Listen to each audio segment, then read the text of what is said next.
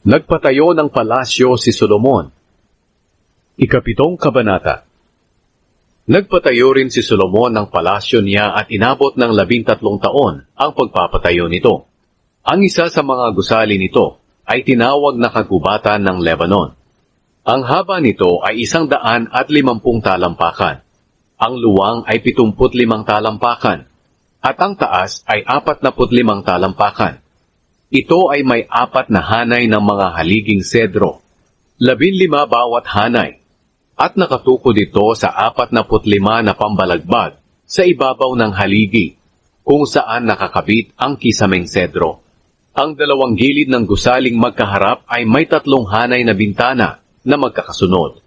May 3 hanay rin itong parihabang mga pintuan na magkakaharap. Ang isa pang gusali ay ang lugar na pinagtitipunan, na may maraming haligi. Ang haba nito ay 75 talampakan, at ang luwang ay 45 talampakan.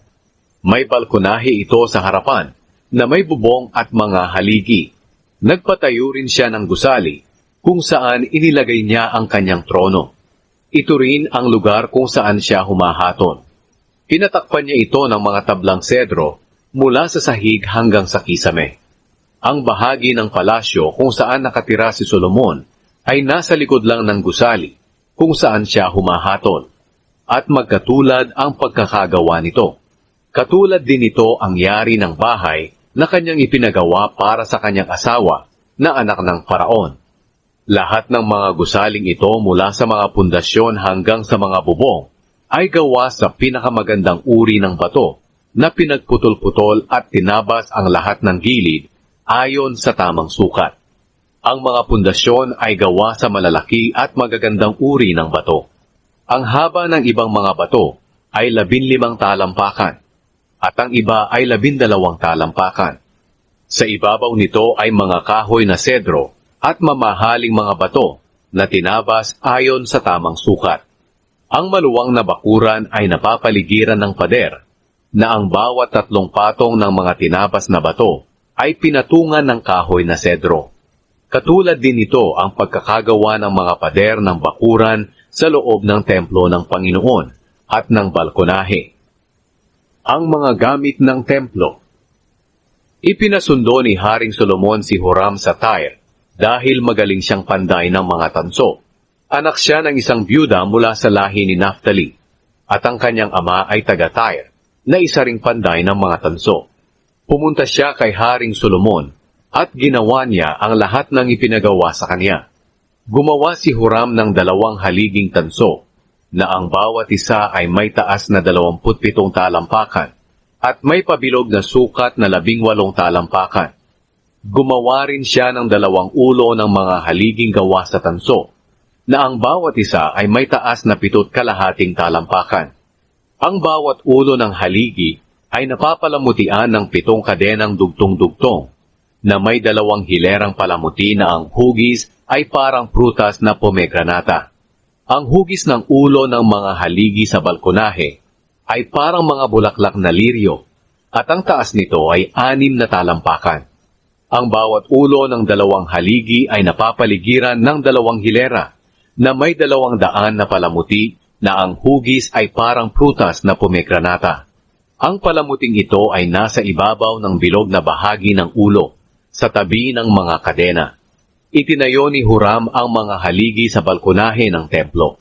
Ang haligi sa gawing timog ay tinawag niyang Jakin, at ang haligi sa gawing hilaga ay tinawag niyang Boaz. Ang hugis ng mga ulo ng mga haligi ay parang mga bulaklak na liryo. At natapos ang pagpapagawa ng mga haligi. Pagkatapos, gumawa si Huram ng malaking lalagyan ng tubig na parang kawa, na tinatawag na dagat.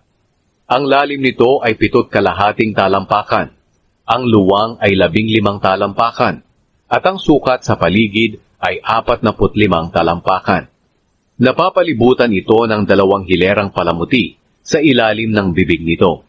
Ang bilog-bilog na palamuting ito ay nakapalibot, 6 bawat isang talampakan.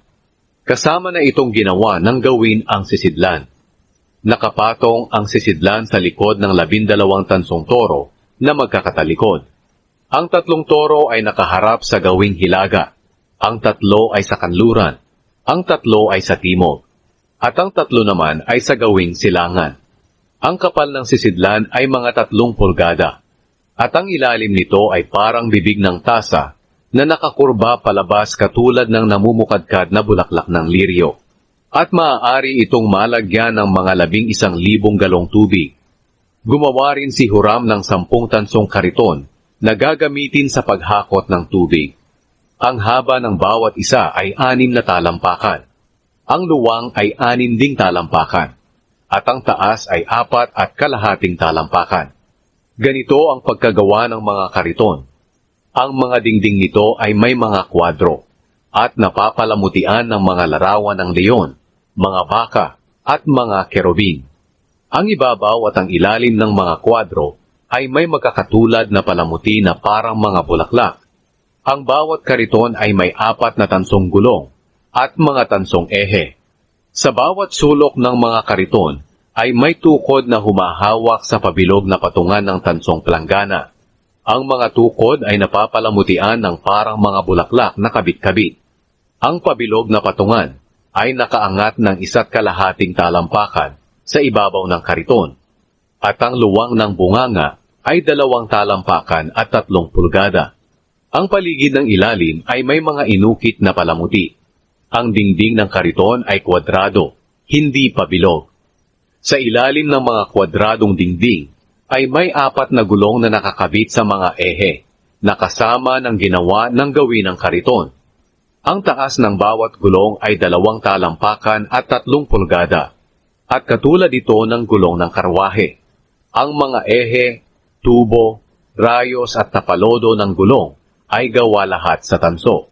Ang bawat kariton ay may 4 na hawakan, isa sa bawat gilid, at naiporma na ito kasama ng kariton. Sa ibabaw ng bawat kariton ay may pabilog na leeg na may 9 na pulgada ang taas. Ang mga tukod nito at ang dingding ay naiporma na din kasama ng kariton. Napapalamutian ang dingding at mga tukod ng mga larawan ng kerubin, leon at puno ng palma, kahit saan na may lugar para sa mga ito. At may palamuti rin ito na parang mga bulaklak na kabit-kabit sa paligid. Ganito ang pagkakagawa ni Huram ng 10 kariton. Magkakatulad lahat ang kanilang laki at hugis, sapagkat iisa lang ang pinaghulmahan nilang lahat. Nagpagawa rin si Huram ng 10 tansong planggana, isa para sa bawat kariton.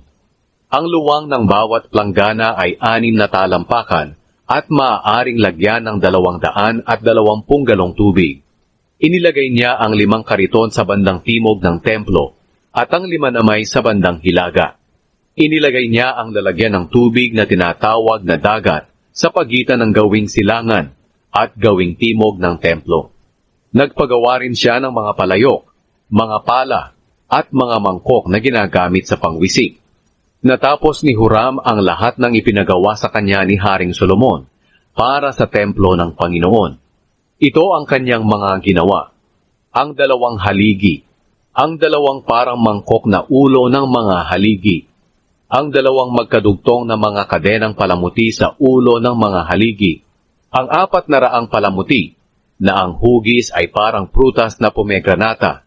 Nakakabit ang 2 hilera nito sa bawat magkadugtong na mga kadenang nakapaikot sa ulo ng mga haligi, ang 10 kariton at ang 10 palanggana nito, ang lalagyan ng tubig na tinatawag na dagat, at ang 12 tansong toro sa ilalim nito, ang mga palayok, mga pala, at mga mangkok na ginagamit sa pangwisik. Ang lahat ng ito na ipinagawa ni Haring Solomon kay Huram na para sa templo ng Panginoon ay gawa lahat sa pinakinang na tanso. Ipinagawa ang mga ito ni Haring Solomon sa pamamagitan ng hulmahan na nasa kapatagan ng Hordan, sa pagitan ng Sukot at Zaretan. Napakarami ng mga bagay na ito, kaya hindi na ito ipinakilo ni Solomon. Hindi alam kung ilang kilo ang mga tansong ito. Nagpagawa rin si Solomon ng mga kagamitang ito para sa templo ng Panginoon. Ang gintong altar, ang mga gintong mesa na pinaglalagyan ng tinapay na inihahandog sa presensya ng Diyos, ang mga patungan ng ilaw na purong ginto na nakatayo sa harap ng pinakabanal na lugar, 5 sa bandang kanan at 5 sa kaliwa. Ang mga gintong bulaklak, mga ilaw, at mga pangsipi. Ang mga baso na purong ginto, mga panggupit ng mitsa ng ilaw, mga mangkok na ginagamit sa pangwisik, mga sandok, at mga lalagyan ng insenso. Ang mga gintong bisagra para sa mga pintuan ng pinakabanal na lugar at gitnang bahagi ng templo. Nang matapos na ni Solomon ang lahat ng gawain para sa templo ng Panginoon, dinala niya sa bodega ng templo ang lahat ng bagay na itinalaga ng ama niyang si David, pati na ang ginto, pila, at iba pang kagamitan.